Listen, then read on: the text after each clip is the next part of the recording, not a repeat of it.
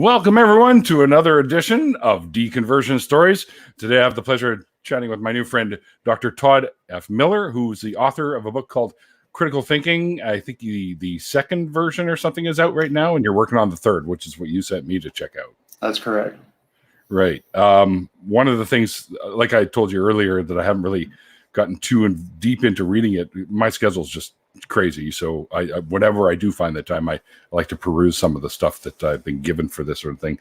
But I like the way that you use the street epistemology method to talk to people about their beliefs and how they can think a little bit more critically about them, which I think is pretty much the object of your book, is to sort of help people learn to do that. Exactly. Right. We can talk a little bit more on that, and you can give us some examples, I guess, of some of the stuff you've done, some of the conversations you've had with folks, and maybe, a little bit more into your, other than street epistemology, if there's any other methodology that you use for that sort of thing. But first, what I do here is I talk to people about their journeys out of whatever belief systems they were once a part of. And honestly, I can't remember if you mentioned that you did have a belief system or not, but I'll sort of let you sort of take over and you can tell everyone about that, and then I'll just jump in with something stupid to say every now and again. So. Well, I'm kind of non-traditional in that I was not raised in any particular religious ideology. Okay. Just a short background. I was raised by a single father with my older brother and older sister. This was back in 1964, and today it would be very unusual for a single father to raise 3 children under the age of 4. But back in 1964, it's probably unprecedented. But who knows if it screwed me up somehow. But my dad described himself as a recovering Catholic. Okay. We only learned this in our later teen years, because religion just never really came up in the household. My dad wasn't averse to talking about God. He just never went into any detail. And of course, at a certain point when we were like 8 or 9 or 10, we would say, hey, our friends are going to church. How come we don't go to church? And my dad would just say, well, we don't, and we're not interested. If you want to go with them, you're fine. So he wasn't trying to keep me from church. Right. I was just going to say, so he wasn't like adverse to you going and checking it out for yourself. Oh, no, not at all. And, I feel that he probably just felt we had to figure it out for ourselves. And for the first 25 years of my life or so, I remained what I was born, an atheist. We're all born atheists. We have no belief in God or gods. But I just never really thought about it. I mean, to tell you the truth, for the first 25 years of my life, I felt kind of content and almost a little smug about saying, well, gee, I don't believe any of that silly religious stuff. I'm sorry my friends do, but even with my friends, it never really came up. But I was kind of smug and self-satisfied with myself for simply being what I had been born, without even having thought about it, without having even questioned it. Right. And so that's where my kind of quote unquote deconversion story came in. One day I'm surfing the internet, and I see on Facebook there was a pop-up that said, list of hidden persuaders. Now, I thought that this might be something having to do with subliminal advertising. And I always liked that. I always liked seeing, what logos supposedly mean deeper down, and how, advertising helps us to, or doesn't help us, but forces us to buy certain things, even against our will, supposedly. But anyway, I clicked on the link. Works on me sometimes. Well, sure. And I clicked on the link, but of course it didn't lead me to anything like that. It led me to a section of the Skeptic's Dictionary. And it was a list of hidden persuaders. And I was a little disappointed. Crap, no subliminal advertising, what I was expecting. But I started to read some of the entries on this list of hidden persuaders. And I got a little list here in my book that started. I'll just read a few of them. First one was like ad hoc hypothesis, which is one that's created to explain away facts that seem to refute one's belief or theory. For example, fortune tellers can't predict the future. Well, why don't they predict the next lottery numbers and become rich? Well, they're not in it for the money. So that's an ad hoc. And I said, yeah, I recognize that. Sure, I understand that. Then they had the ad populum fallacy. The number of people who believe in it. Well, there's billions of Hindus, so Hinduism must be correct because billions of people can't be wrong. And that sounded very familiar. And then I came across the one here, bias blind spot, the tendency to perceive cognitive and motivational biases much more in yourself than in others. It's a human trait to give yourself more credit for being unbiased than someone else. Your own biases fall into your mental blind spot. And I started going, okay. I started getting just a little bit uncomfortable. Then I kept going and I read confirmation bias, which we probably all know, which yes. Here's something that confirms what you already want to believe. You're going to give more weight to it. And over time, it keeps fostering and growing the way that you want to believe, no matter whether it's true or not. And I was going, uh-oh. And then I came to Dunning-Kruger effect. Oh, yes.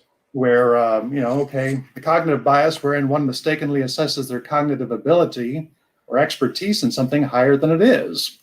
Mm-hmm. And then I started getting a very sick feeling in my stomach. And I realized, oh my God, I do this too. It's not just believers. It's not just the faithful. You can be, quote unquote, an atheist and still not use critical thinking. You just go with what feels good, whatever is expedient, whatever gets you success. And I was depressed about it for months. I was, there's just no way. I'm too smart. I've had too much education. I can't be like these other people. And of course, I'm exactly like these other people. And it started me realizing that the reason why I'm like everybody else is because I possess the same human brain that everybody else does. Yeah. They're all, by evolution, they're all wired basically the same with differences. Yeah, minor ones, yeah. Yeah. The problem is evolution does not end in perfect forms. It ends in good enough forms, good enough to outcompete whatever the competition is just to get yourself reproduced. And as we know, there's plenty of very successful species that have hardly any brains at all, bacteria, protozoa, these kind of things. They've been around for billions of years more than we have. You could argue far more successful. They occupy way more biomass in our entire world than humans do by far, but they don't have a whole lot of brains. So you can argue that they're just as evolutionarily successful as we are. More so. Yeah, we're still stuck with this brain.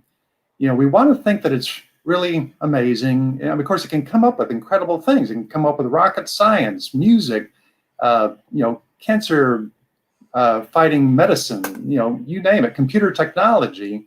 And it can do amazing things when it's used critically. The problem is that occupies about 10 or 15% of our time. The vast majority of our time is spent just going with the flow, going with what we want to believe and how we want to feel. And it's not just about religious faith. It can be about your politics, the way that you raise your children, just the way that you look at the world, the way you think the world is or ought to be. You're going to go most of the time with what just makes you feel good. And you're going to pay more attention to the people that agree with you. And you're going to use the file drawer effect and ignore the ones that are against you. So I was getting very, very depressed because I've got a couple of kids, a couple of girls, 16 and 12. And I realized, I've been reading history and seeing how humankind has been doing this for millennia, war after war, dictator after dictator, ridiculous, irrational things like flat earth, like anti-vax. It's like I've listed about, 100 in my book about things that are just, kind of based in the Western world. But of course, there's been millennia for people of all stripes in China and New Zealand and, outer Afghanistan that have come up with all sorts of crazy things in their culture because their brains have been fooling them. And I thought to myself, well, is there any way to attack all of these thousands of things with one single approach? In other words, shows like yours are amazing. They talk about these deconversion stories. I listen to lots of other free thinking and atheist podcasts about religious stories, and good for you guys. Keep going. You're doing a fantastic job. The world's getting more secular. This is awesome. Yeah, I agree. But even the next day, the next day after religion is, for all intents and purposes, wiped out, we still have to deal with flat earthers. We still have to deal with anti-vaxxers. We still have to deal with people that think, the Illuminati are running everything. And there's 10 trillion of these things to deal with. And there's 10 trillion people that believe it. And there's 10 trillion debates that are going to have to be done with all of this stuff. And I don't know if I'm 58 already. I'm not going to, more of my life is behind me than it is in front of me. Ditto. I was just right trying to think to I was just trying to think to myself, could I do anything to help with one approach that you could approach literally any contentious subject with? And that's where I came up with critical thinking.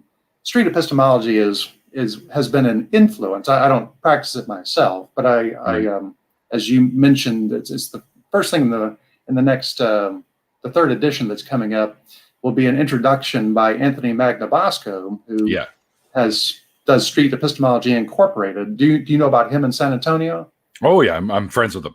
Okay, fantastic. Well, he was good enough to write the introduction, and so of course I heard about Street Epistemology originally from the Peter Boghossian in I think it's Washington. He's a philosophy professor there. Saw him talk and was very moved by Portland, I thought, or Oregon, is he not? Oh, quite possibly. To Texans, it's all the same. In fact, it might as well be part of Canada for all Texans care. We have our own Texas. I can only imagine. But I thought critical thinking, which street epistemology, of course, uses critical thinking, and it uses a Socratic method to ask people, we know what you believe. How do you know it? How do you act? I mean, how can you prove it? And that's fantastic. That's beautiful. And you can use that Socratic method for all of these things. But the book just basically goes into different areas about, why evolution has created a brain like this. And when you start looking at not only the cognitive biases and the logical fallacies that we all use, everybody is likely to recognize themselves in this book, which is not always a pleasant thing. Again, it was not pleasant for me when I recognized I do this. I still do it to this day, and I have to fight against it every day when I realize I'll read a meme on Facebook like everybody else, and I'll love it. I'll say, oh boy, I really like that. I'm hitting like. I realize, well, I just confirmed my bias. I didn't stop and think. I didn't check the source of what this was. I'm no better than anyone else. You got to do that these days. Yeah, and people say, well, what's the big deal? I mean, it's just Facebook. I mean, you're not voting or doing anything like this. But of course, these little nuggets build up. And then by the time you do vote or you do decide how to raise your children, you've got all this bias built up and thinking, I really think I know what I want to do, but I haven't researched any of it. I haven't really looked into it. I haven't even questioned how I came to it. Right. And to me, that's very dangerous. It's I think if people can be critical of their own ways of thinking, and when it comes to these important subjects, a whole lot of misery can be saved. And all these talking head shows, when you watch the talking head shows, once you get familiar with cognitive biases and logical fallacies, you can just list them off. I wish that the shows would show, okay, they just use the ad hominem, they just use the ad populum, they just use the appeal to tradition, all these kind of things over and over again. And if they could be blocked somehow, or if they could just be, penalized and left out of the debate, whatever is left over has got to be at least something substantive that might actually lead to productive discourse. But it's never that way. All the talking head shows are just to appeal to people and entertain them and to probably sell product, whoever the sponsor is. Yeah, exactly. I say use shock collars every time they do some sort of fallacy. We'll get zapped, and then they'll quickly learn that that's not the way to go. Negative feedback, very, very effective. Exactly. And one of the things I always say is it's a well-known phrase. Your beliefs inform your actions, and your actions have consequences, right? Exactly. And then I even have a chapter in my book about epistemic responsibility, which I'd never even heard of until I started doing the research. And I say, holy cow, holding people responsible for the outcomes of their beliefs? Amazing. I mean, of course, we've done that when people say, well, I let my child die rather than take them to the doctor because it was part of our religious belief. And in many cases, the courts have made them responsible for that epistemology. And I doubtful helped in that case to, deconvert them. But when you do hold people responsible, in other words, we have a Bill of Rights, we should also have a Bill of Responsibilities. Everybody's very fast to claim their rights. They demand their rights. It's amazing how few people own up to their responsibilities. They don't even take pride in it half the time. So if you demand a right, just expect a responsibility to be tacked onto the end of it. Yeah, well, I just had this conversation with another friend of mine. I said, yeah, you're entitled to your rights. You have lots of rights, but you also have responsibility about those rights. So your rights end where someone else's begin. So you got to be responsible for whatever it is you're doing out there. Exactly right. You have a right to not stop at that red light if you really want, but you know the consequences if you don't. So exactly right. And of course, we're all humans. We're social creatures. We have to live together.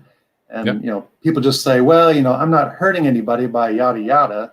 And if you probably look into it, it says, no, you are. And in the long term, you're hurting because you're doing this stuff without thinking. And there's a chapter in my book entitled "What's the Harm?" based on the website what'stheharm.net. And it's like, yes, there's a lot of harm to this. When you fly off the handle and make bald ass assumptions, and of course talk to everybody about it, then you're spreading the dishonesty and the ignorance and what you have not researched, and that grows. One person tells two, they tell two others, it goes up geometrically, and then you have people storming the Capitol on the 6th. So just as an example. Yeah, exactly.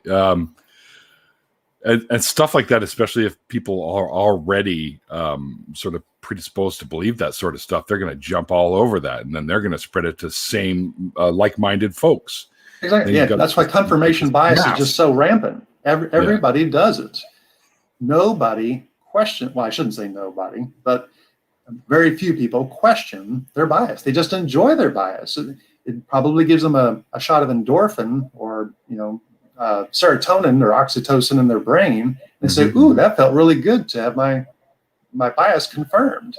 Yeah. In fact, I ought to mention in the 3rd edition, I'm having a couple of other contributors, because rather than just hear myself talk and Anthony Magnabosco's introduction, I wanted to get a little bit more technical aspect about this and a little bit more scientific and medical verification.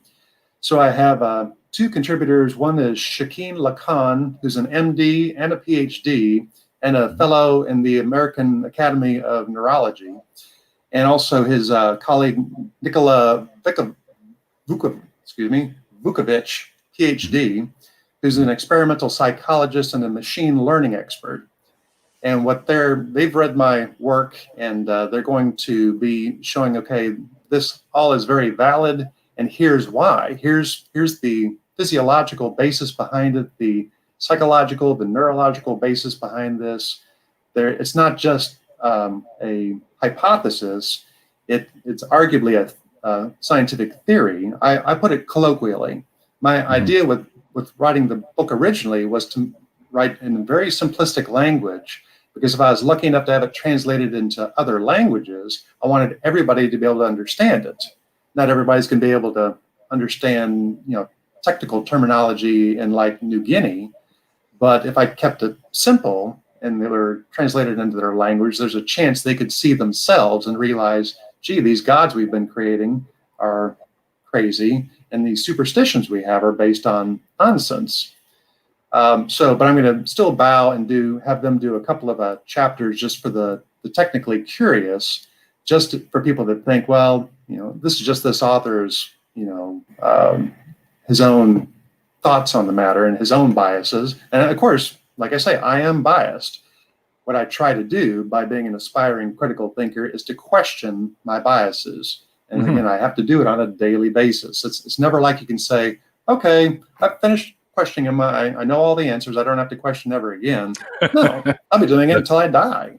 Yeah. My brain is not going to learn. It's okay to have confirmation bias if what you believe is actually true. Oh, yes. Yeah. Right? I mean, yeah, there are biases that are correct. Yes. My point in the book is almost nobody questions them. I have a very strong bias about gravity. As far as I can tell, it's definitely a real phenomenon. My whole life, every experience I've ever had has been grounded by gravity. So Till that's that's the flat earthers. yeah, but it's a very strong bias. You can argue it's a strong bias. I've never seen gravity. I've seen its effect. Strong bias on a weak force. Yeah. Okay. But okay. You say you're the vocalist. You need to be the drummer with the rim shot. Yeah. But yeah, I mean, there's right and wrong biases. The problem is when they're all unquestioned, then the wrong biases tend to become prejudices. And then the prejudices, if they're unquestioned and uncontrolled, can become actual discrimination. And I make that distinction in the book, that a bias is not the same thing as a prejudice. A bias is just a slant or an inclination. It's the way you're likely to go, not necessarily the way you always go. But of course, all it takes is a little bit more confirmation bias, and you go, "Oh, yeah, I'm just going to keep on going with that slant. Boy, I'm used to that," and then it tends to run out of control. But you're absolutely right. There are correct biases, and it's important to make that distinction. Of course. One of the things that kind of caught my eye when I was skimming through the PDF that you sent me, you have a list called "Organized Collection of Irrational Nonsense." Yeah, it's based on an online Venn diagram. I give full credit to the person who did it. I just said there's no way I'm going to be able to put this in a book, because you have to blow it up on a computer screen, because there's thousands of entries on this Venn diagram and microscopic print, so you have to blow everything up. So I just went ahead and listed everything under all those headings, under paranormal, pseudoscience, bad medicine, conspiracy theories, and religion, and their intersections. And that's what I was referring to earlier, is that there's probably hundreds, maybe a couple of thousand listings in that section of the book. And of course, that's only scratching the surface. New forms of irrational nonsense are created every day. I thought flat Earth would be dead and gone by the 50s or something, but no, now it's cropping up again. Exactly. So there's thousands of those, but this is most of the listings in that section of the book and on the Venn diagram are more or less based on Western society. If you also included Eastern society and African societies and ancient societies like Rome, Egypt, Mesopotamia, you're going to probably get into the millions. And of course, you can't list all of these in a single book. I was wondering how many I should actually include in my book before people's eyes started falling asleep. But again, it was an example of, okay, there's so many of these things to battle, so many of these things to question. Do we have to have 10,000 different debates, or can we approach any of them at any moment with the same approach? And that's the way my book takes.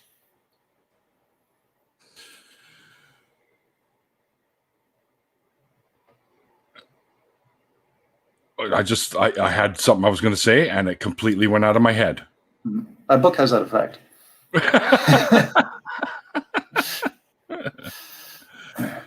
In the prologue, you mentioned something called the alien probe. Yeah.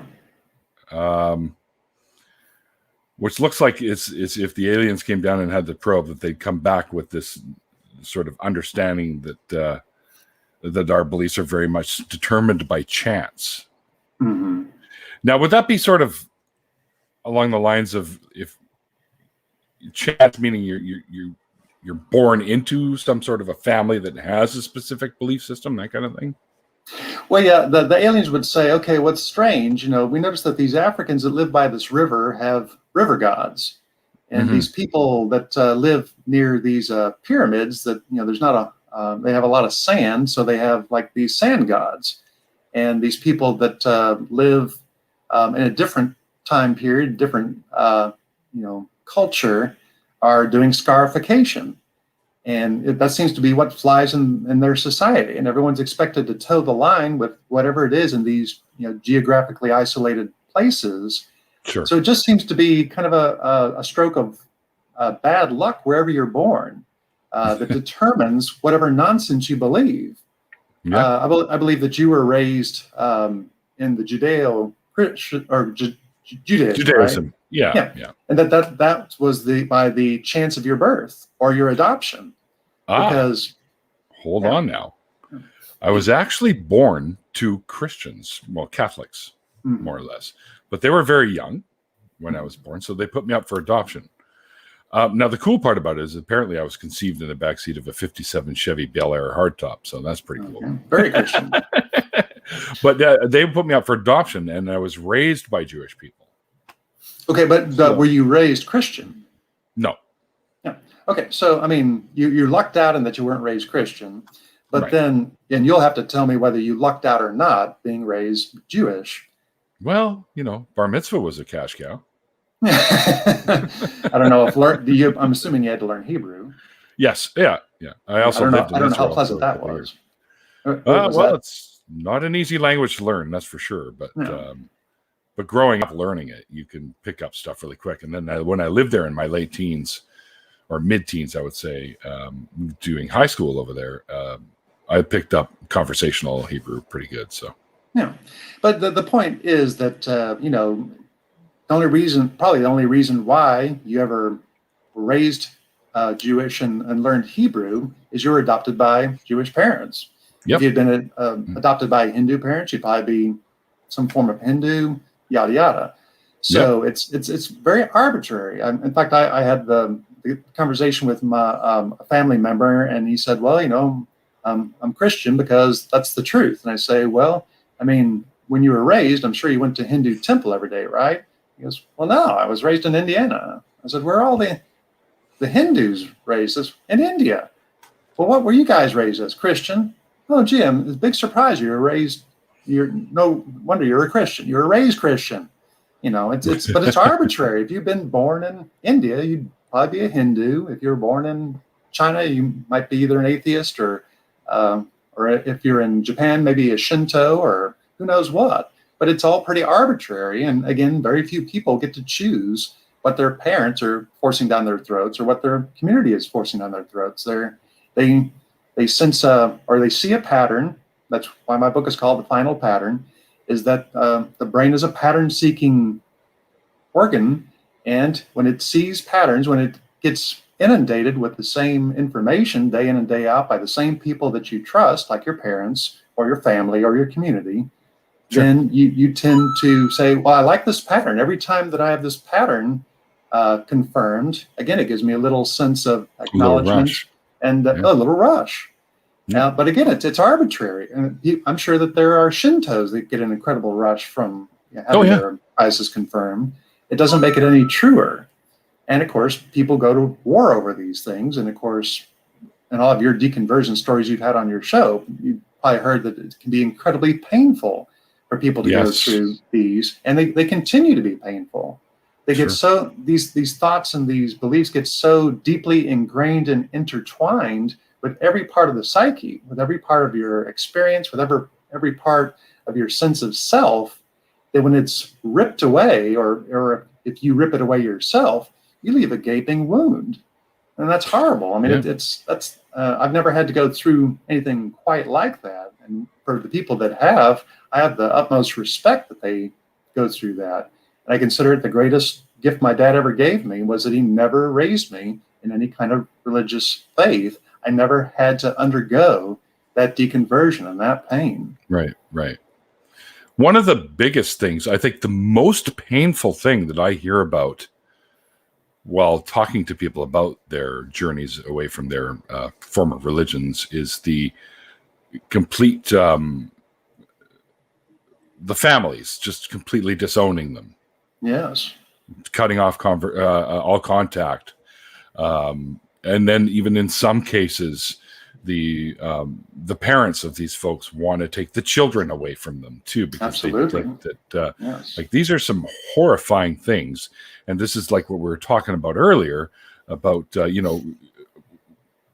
to put it a little bit differently, if they can make you believe absurdities, they can make you commit atrocities, and Exactly. these people are acting on that, which horrifies the shit out of me. Like, I know somebody personally in my own life who's going through that very scenario as we speak, where their children are, the parents are, they're not going to win. It's a little different here in BC, but they keep trying, and they keep appealing, and they keep trying to get the kids out of the home of the parents who my friend had married a gal who was atheist, so he basically was not a huge believer to begin with, but his parents were very much involved. Mm-hmm.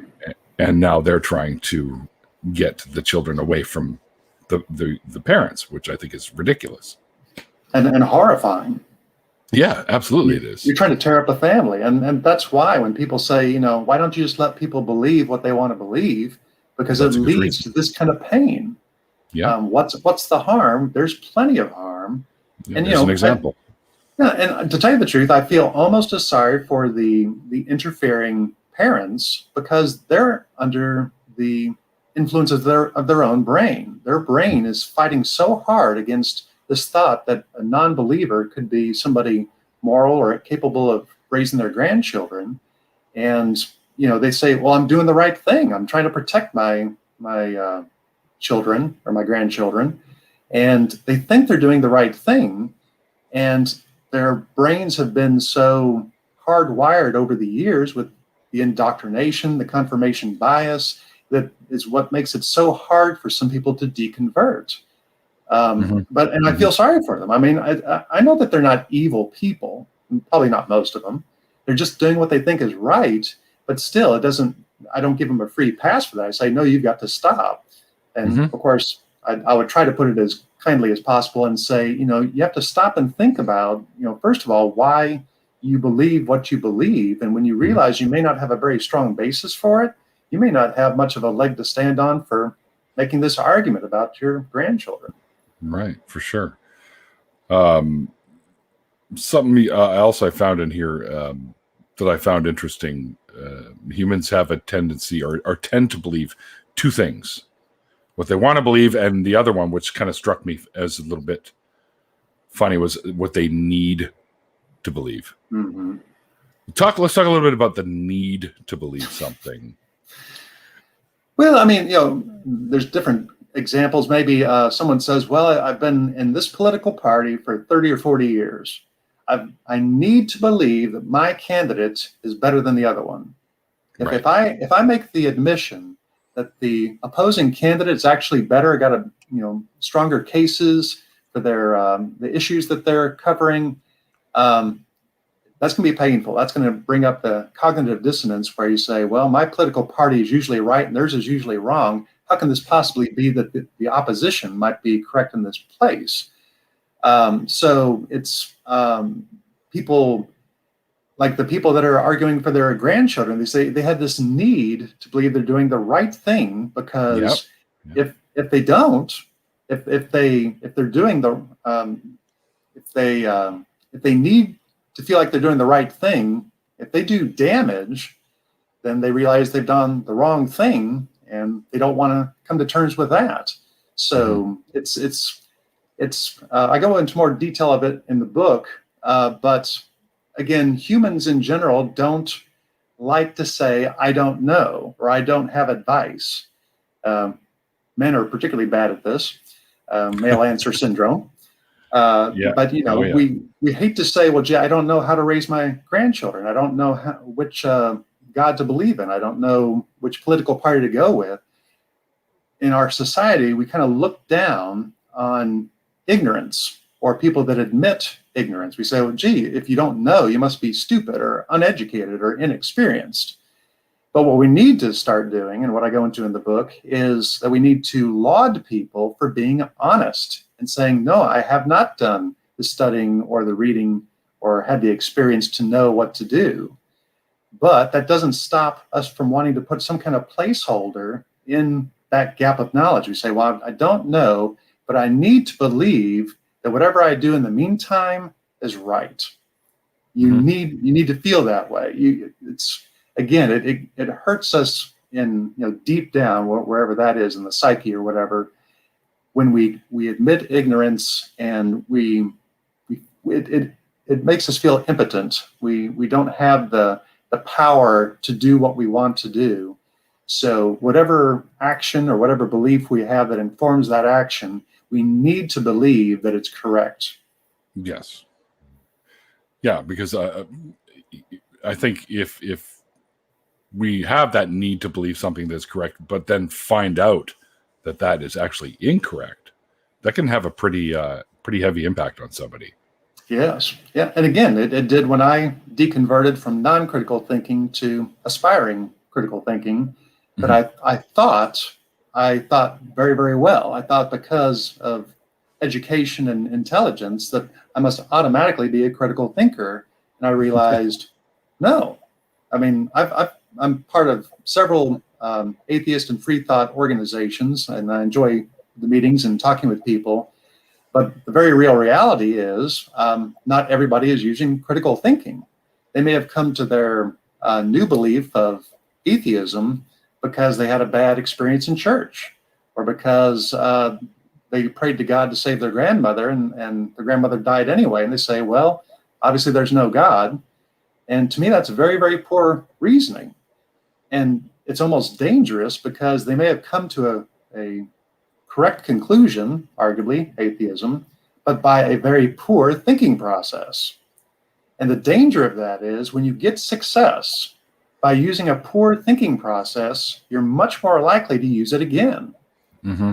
It's kind of like using a dartboard to make a decision, and the first time you throw it, you get the correct answer. You say, oh, this is awesome. All I have to do is throw it on the dartboard and I'm going to get the correct answer every time. It's like, no, you lucked out. In this case, the person got to the correct conclusion of atheism, but if it's by a bad way, it's going to screw up everything down the road. And that's why it frustrates me when I go to other free thought groups, and I see people in these groups that do crystal therapy and feng shui and acupuncture. And I'm going like, okay, this is why I can't do 10,000 debates on 10,000 subjects. What could I come up with to attack them all? The book, Critical Thinking. Well, it's funny you bring in acupuncture, because I actually spoke to my boss at work who's has so I don't know what type of medicine he has a degree in, but he ended up becoming in chemistry. But and he's saying that there's actually some modern research into acupuncture that shows that it can help in certain situations. Oh, absolutely. I have no problem with that. I have actually tried it myself just for experimental purposes, and yes, it relieves some pain in my shoulder. What I have a problem with is where they say, well, it's due to realigning your chi and getting your ear to connect to your liver and this kind of stuff. And they have these ridiculous diagrams. So no, I realize that acupuncture is, but like you say, in some cases, it can help with local anesthesia and with certain kinds of pain that sometimes even traditional Western medicine can't help with yet. Yeah. But it's still, acupuncture, the successful aspects are still based on solid neurophysiological principles. Yes. And so that's fantastic. There's nothing wrong with that. That's science. And I have no problem with acknowledging correct science. But again, this is an example of having a correct conclusion or a correct outcome, maybe relief of pain, by a poor thought process, realigning chi, and they rearranging feng shui and all. They use moxibustion on me, which is they put a little thing that looks like a cigarette ash on top of the needle. It smells like hemp or marijuana, and the heat is supposed to go down the needle into there and do something. Right. And so I kept my mouth closed. I said, thank you very much for the treatment. Interesting. And again, I did get some pain relief. I'm not denying that. They also used electrodes and gave me a little shock and stuff like that. But again, all of this is based on very strong science. But I don't want to give the credit to chi. I think especially in the case of acupuncture, we can take what we know to be real from it out of that and just make it its own thing, rather than still having all the chi and all that. You can get rid of the woo and keep the actual science that revolves around that. So. I'm all for the relief of pain and suffering, and I mean, I'm an eye doctor, and I've got patients that have chronic pain problems, and they say that several doctors have not been able to help them with Western medicine. And I can't blame them for trying things like acupuncture or crystals or CHD or whatever's the new kid on the block. Because I mean, I can't just say they're saying, "Hey, wait for Western medicine. In 5 or 10 years, we're going to have your solution." They say, "Doctor, I'm in agony now." Yeah. So I can't blame people for pursuing other methods when they've already exhausted Western medicine. Oh, I'm on board with that. I suffer from flare-ups of sciatica from time to time, so back pain can be a real bitch, and I have to end up using a cane for a few days once I can actually get up and walk. And it really sucks. And that's kind of where that conversation came up with my boss at work about the. Yeah. I'll give you a guy to go to. He might be able to help you with that. So, yeah. And just based on the my shoulder incident, I went to an MD, a very competent MD. He actually does teaching, and I said, I don't know, but I think I might have, a shoulder injury here, might even require surgery. And he said, you could probably do that, but there's about a 50-50 chance it would do anything for you, and it might actually make it worse. And he was the one who suggested the acupuncture. He says, what have you got to lose? And sure enough, it helped. It was transient. It went away after a few weeks. I have a feeling that the electricity numbed everything for a while, which was fine. It was better than nothing. Sure. But I still have the injury, and so. Does it flare up still from time to time, or? Yeah, not horribly. I mean, at 58, the medical problems start to compound, and you're always aching from something. Yeah. So I got my own back problems, but I'm not on a cane yet, and I am sorry that you have to use one occasionally. Yeah, I don't know sucks, but it's. Use it on stage? No. Well, we haven't gigged in a long time, man. Well, the COVID thing. Hold on to the microphone.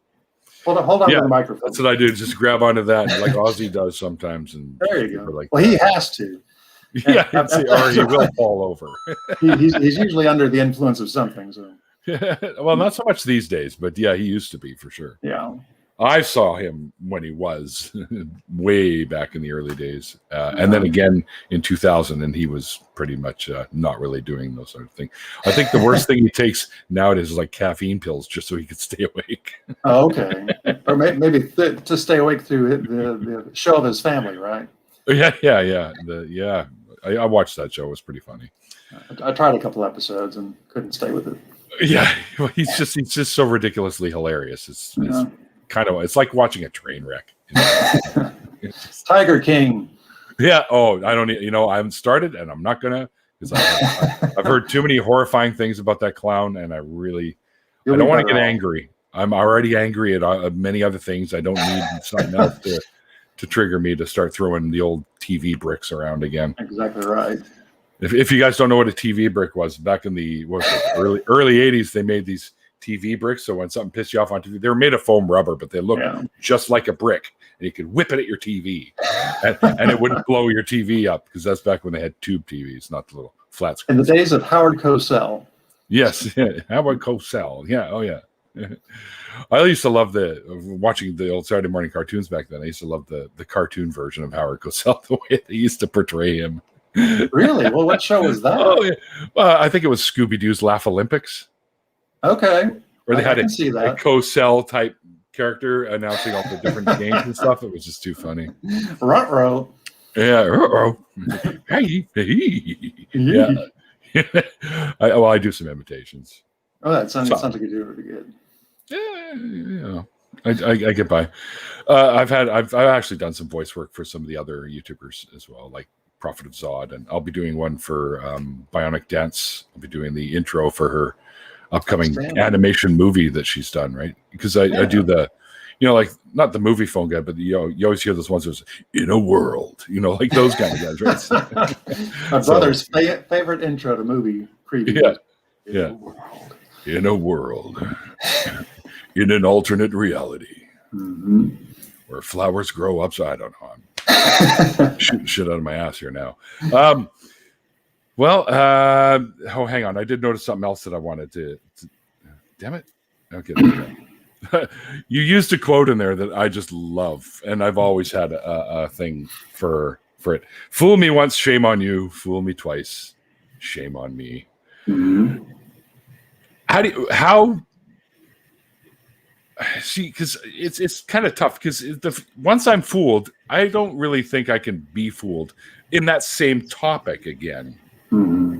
However, I have been proven wrong on a couple of occasions. But how easy do you think it is to fool somebody? I mean, if they're already aware that they're being fooled or they've been fooled?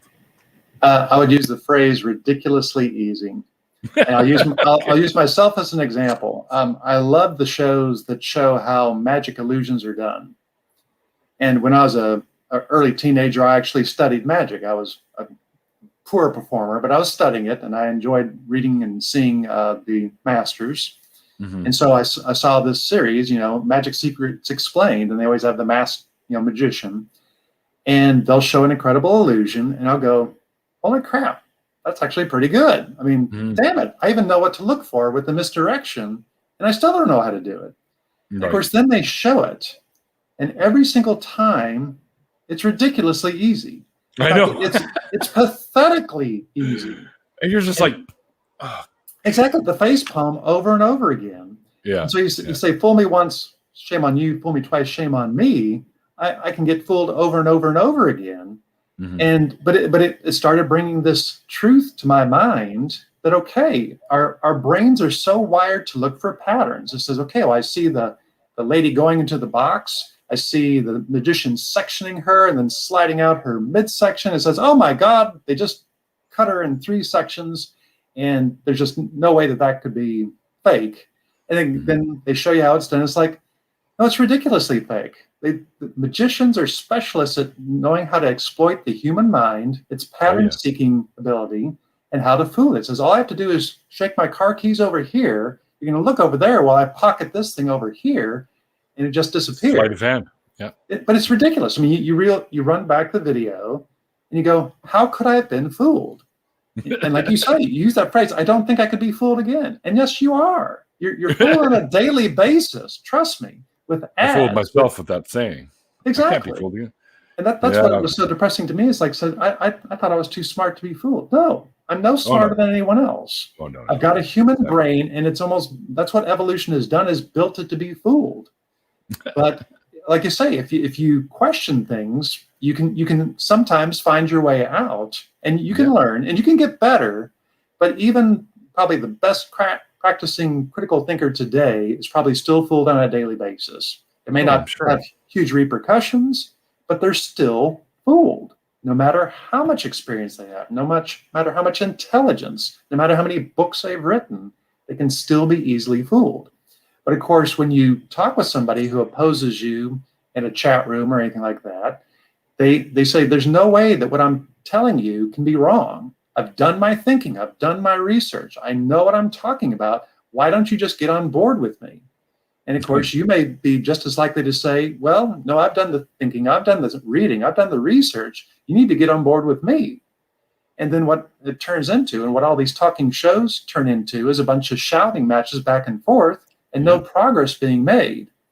And so one of my chapters in the book is about a scenario where what would happen if people went into a debate and said, okay, I'm going to check my biases at the door. I'm going to let them penalize me for every logical fallacy I use and every bias that I am guilty of. And then the only thing I will have left to argue with is what's left over. If that were done, then, like I say, progress in the discourse can be made. But that's not the way society is geared right now. With the internet and with everything being on video and with everyone having a cell phone camera, all we want to do is be distracted and entertained. And that's what talking head shows are. They're entertaining. You get to see your good guy argue against the bad guy. You get the endorphin rush from watching your good guy make all the points that you have memorized. And you love scoffing at the person who opposes you. Mm-hmm. And your opposition is doing exactly the same thing. Nobody's learning anything. I shouldn't say no one. I mean, there are occasional people that says, hey, good point. I hadn't thought about that. I'll have to look that up. And that's the start of their journey. But that's probably, just pulling it out of my ass, 3 or 5% of the population. The other 97, 95% are just saying like, no, I'm really good. I feel good with what I already feel. And I've already got people on national television parroting exactly what I say. Why do I need to change? Everything's good. I'm successful in my life. Why? That would just take extra learning and extra mental effort. I'm already making money. I've got a successful family and all this kind of stuff. What's my incentive on this? And the only incentive I can say, well, if you're looking for truth, if you want to be intellectually honest, if you want to be humble enough to admit that you're no different than anybody else, maybe there might be some progress made. I push for that in the book. Yeah, I think that's fantastic. And my dad always used to say something to me. He goes, yeah, I'm just as dumb as everyone else, kid. So he used to say that quite a bit. So I'm honest with my kids. I say, I'll do the best I can. And if you think of a different way, please correct me. But for now, I might have a little more experience than you are. So we'll go with me and my wife. And maybe you'll take over after you grow up. Yeah, for sure. Well, before we close this out and jump into a little bit of an after party, which I'm totally stoked that you're going to stick around for a little bit of, if you could give somebody like a little quick sort of bit of advice on the best way to stop and critically think about something that they're seeing online or they're hearing on a show like this or something like that, what would you say to them is the best way to do that, just to kind of stop and figure stuff out? Well, I'll have to steal from Peter Boghossian again, the street epistemologist, because the way he described critical thinking was that critical thinking consists of two things. One, a skill set, and two, an attitude. Mm-hmm. So the skill set is knowing things like the list of fallacies and biases so you can recognize them, and how to use the Socratic method to question these things. But both he and I agree that the more important aspect is the attitude.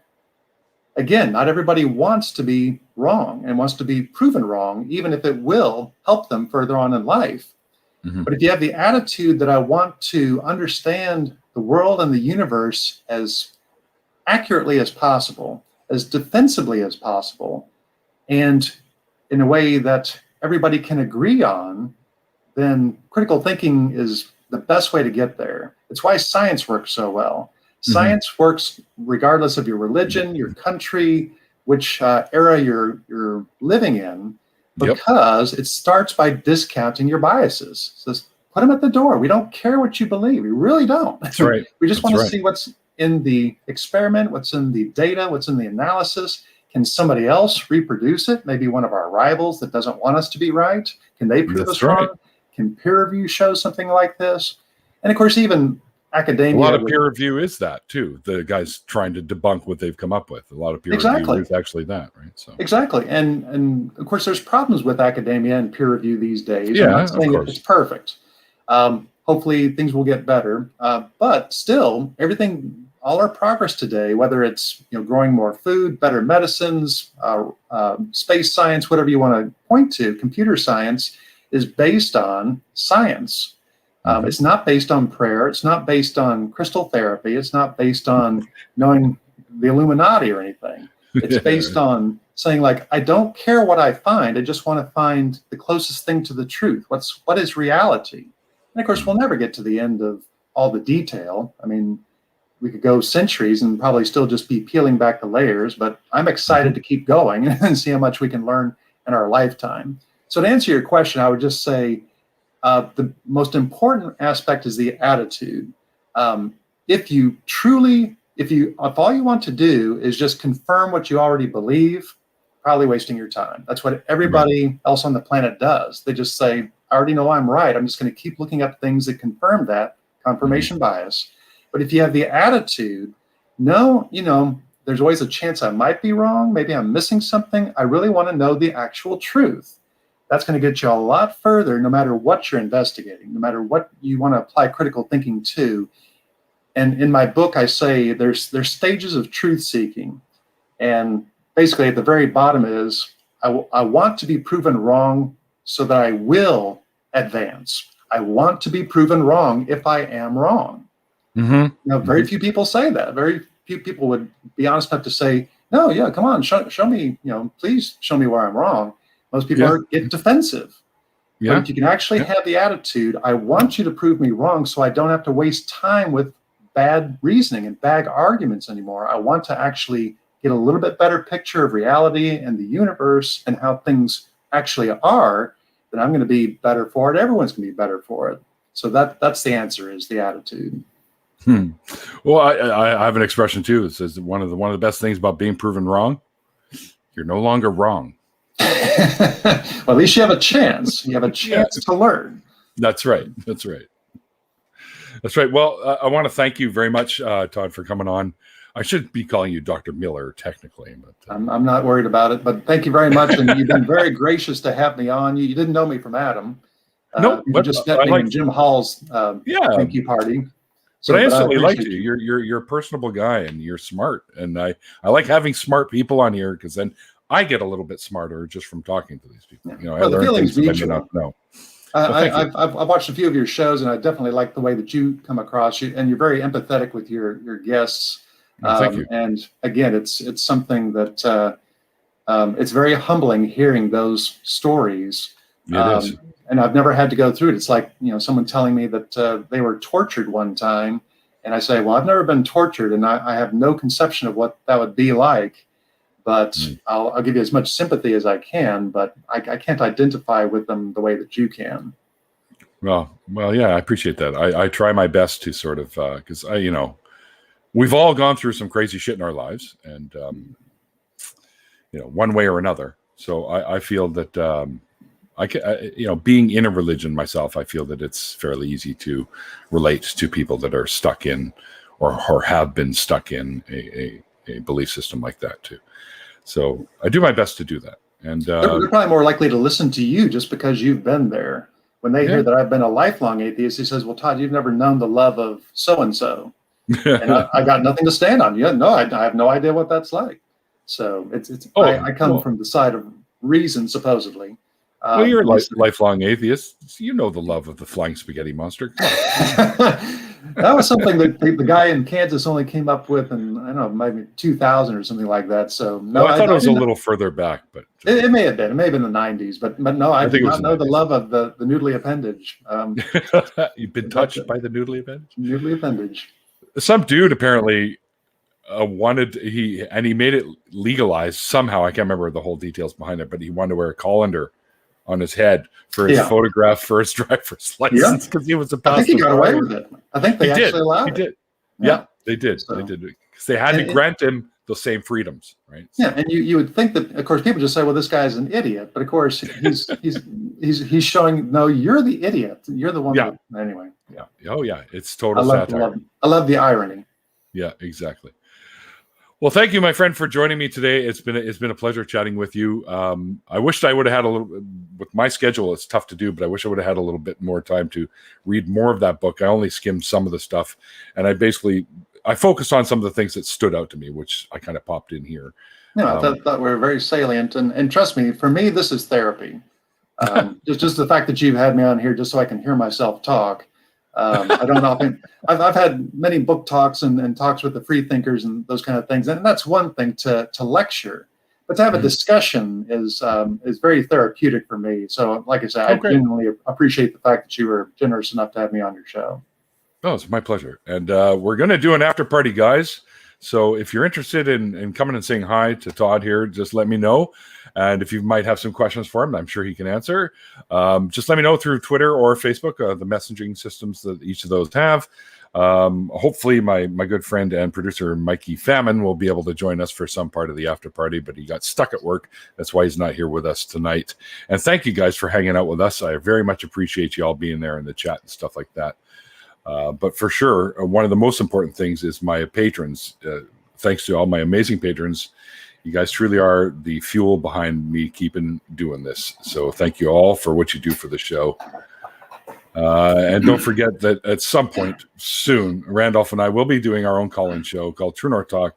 So if you're not familiar with that, there is a channel on YouTube you can sub to. And if you want to know more about it, you can look at us, look it up at www.truenorthtalk.ca, and it'll give you some information on that. And many of you already know I'm one of the recurring hosts of the new revamped and relaunched nonprofit show, which is an ACA product that runs at 3 p.m. Central Time between Talk Heathen and the Atheist Experience on the Sundays. I haven't been doing many episodes lately because, of course, I'm dealing with the deep vein thrombosis stuff and with my mom being in the hospital. So I will be back doing some stuff very soon, probably within a month or so.